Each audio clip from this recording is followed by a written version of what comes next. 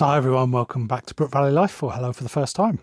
Now, I had a couple of questions on the channel and through some DMs I've had asking how to set up a bow really. So we're doing a little bit of a series. This is episode 2. The first one was aligning the limbs and setting centre shot on my new 30-pound indoor bow. This one we will be putting all the peripherals on, stabilizer, sight, damper, and setting the clicker in the right position. And then we will be trying to figure out which arrows we're going to use with this bow, which are the closest, and then we can start tuning properly. And what we'll do is I'll take 700s, 500, sorry, let's start again.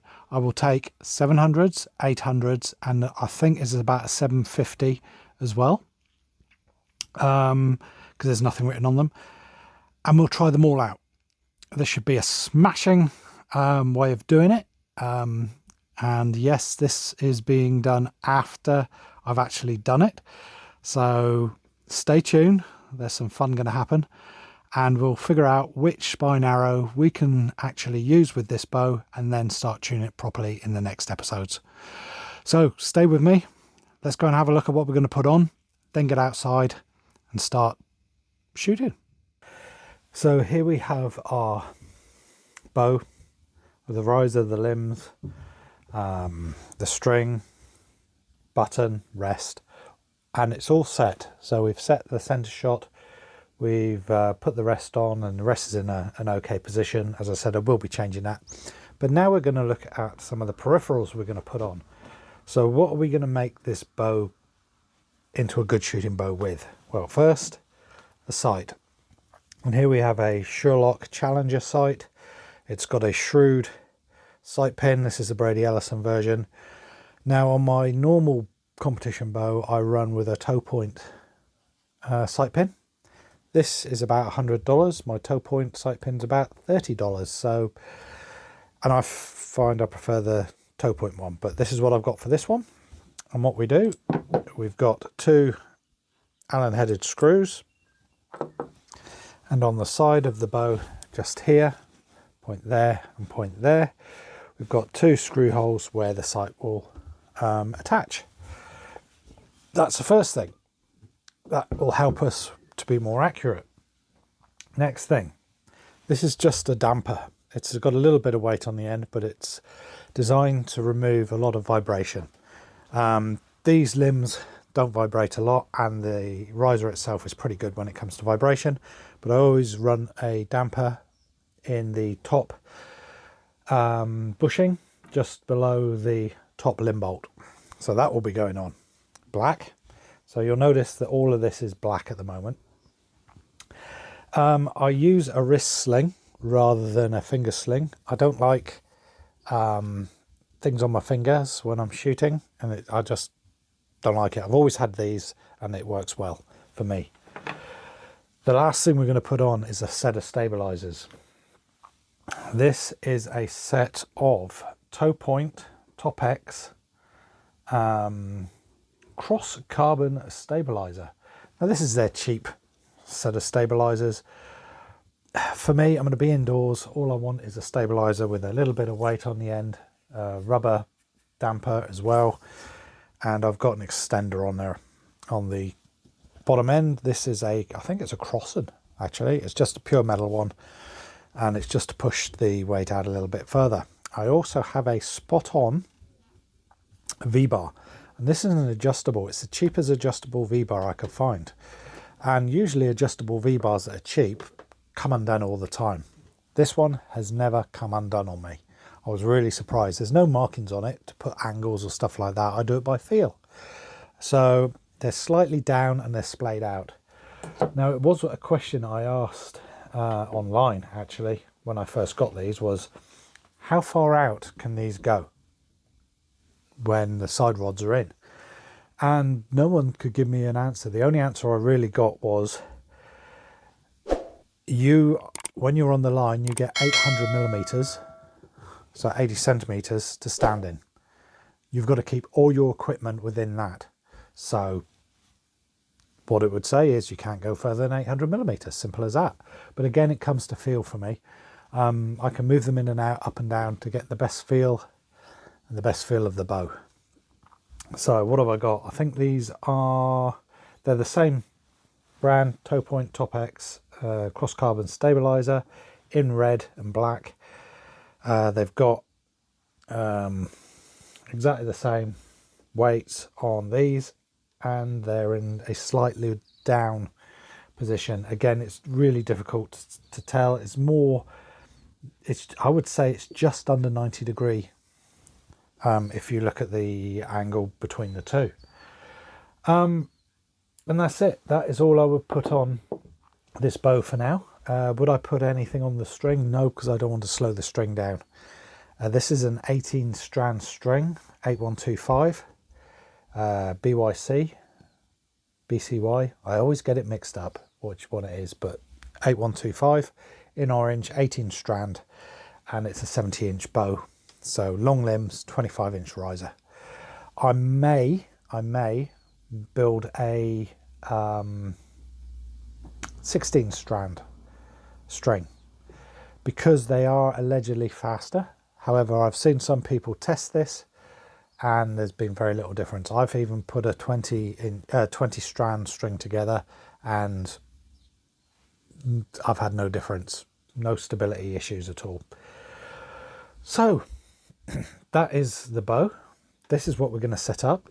Let's set it up, then take it outside and start shooting and see how it goes.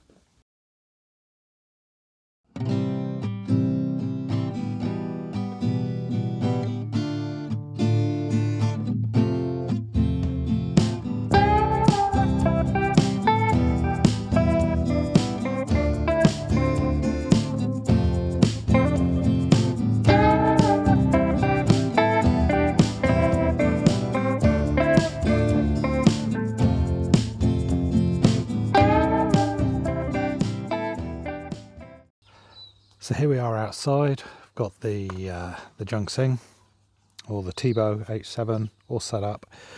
I bought two sets of arrows. I've got 700s and I've got 800 spine arrows. So we'll see which one tunes better. First of all, we'll take one of they're both the same length, and we'll check the draw weight, seeing as I put the limb bolts all the way in, and we'll see what we get. Now this again will be in grams and I'll change it.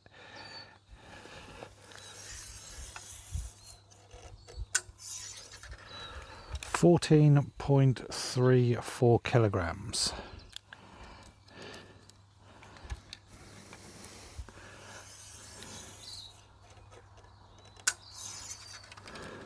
.48. So I'll take that about 14.4 kg. Yeah, it's going to be up around the 30, just over 30 pound, I guess. Yeah, pretty good. So draw length is now set. Let's just have a measure of the brace height.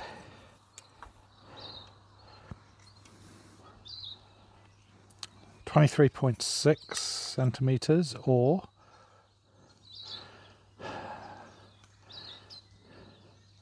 9 7/16.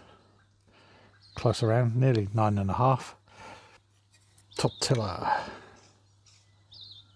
20.6. Bottom tiller, top tiller, yeah, 20.6. Bottom tiller, okay.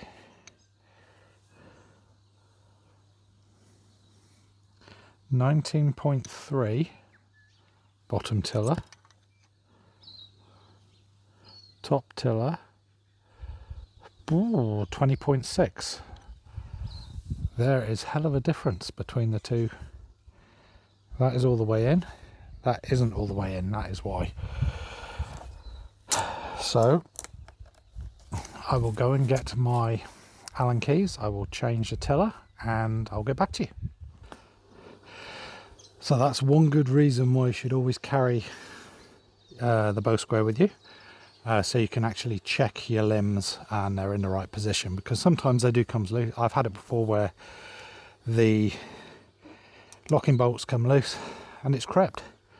So now I'm at 19.9 centimeters top,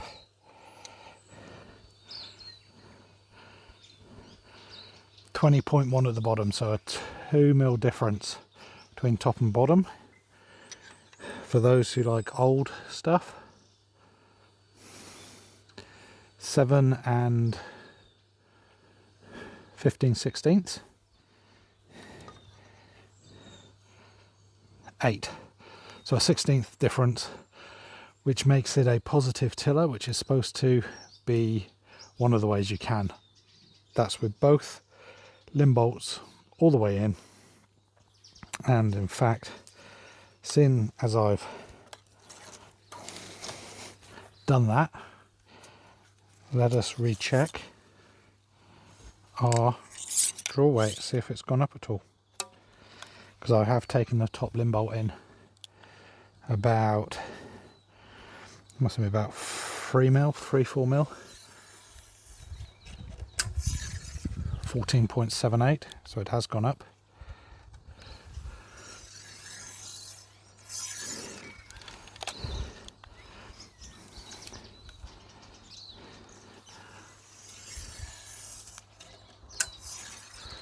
$14.91.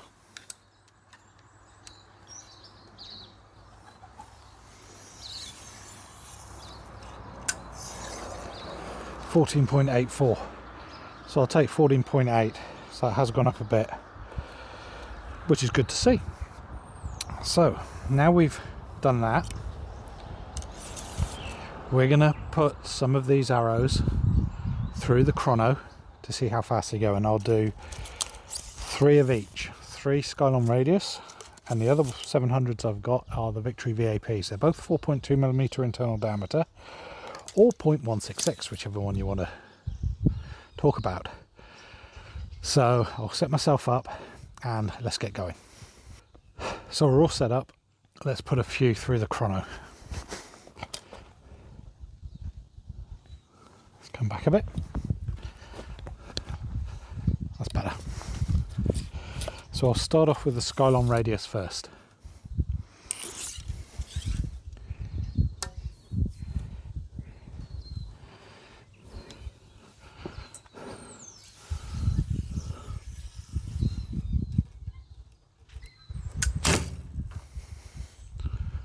$182.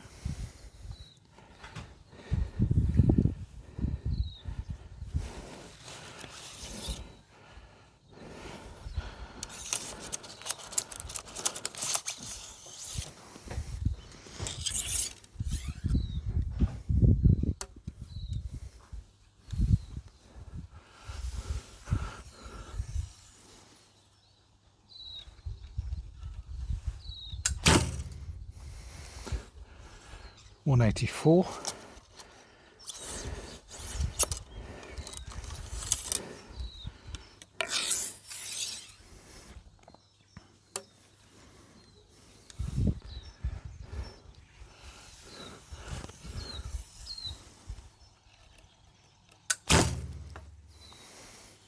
$183.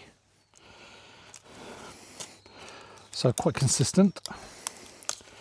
Now let's try the 700 spine Victory VAPs.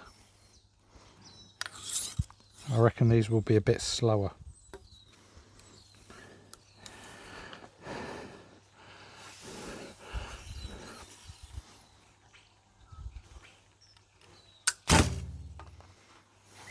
$172. That's nearly 10 foot per second slower.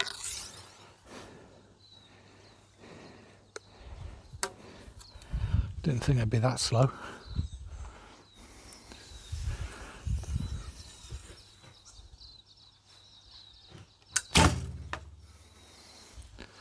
Duplicate 172.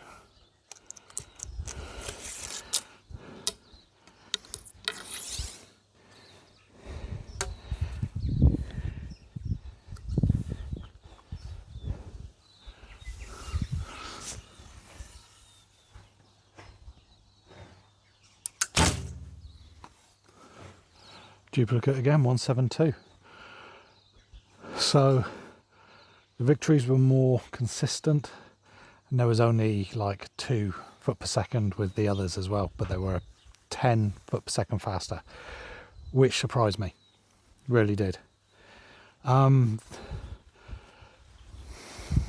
at how they've shot, I don't think there'll be much difference, but now what we're going to do is go backwards. I'll go to say 10 meters, I'll shoot 2 of each and then a bare shaft, or maybe 2 bare shafts as I've got them, which I do, and we'll see how we get on. So we're going to hold the video there, otherwise this thing's going to go on for nearly 40 minutes and I don't want to do that. I want to cut down on the length of the videos, so we'll stop there. So what we've seen is that even with the different arrows, we're getting different results, and in the next video we're going to go back to 18 meters. We're going to shoot, so it'll be a couple of fletched, a couple of bare shaft to see what's happening, see which is going to be best for that bow.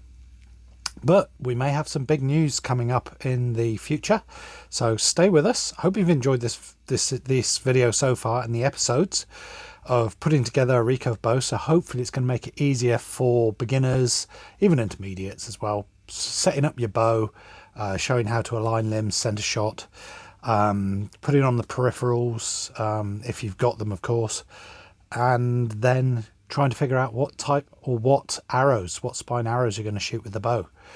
So many different things that can affect it. So I will catch you next time. Keep shooting. Bye bye for now.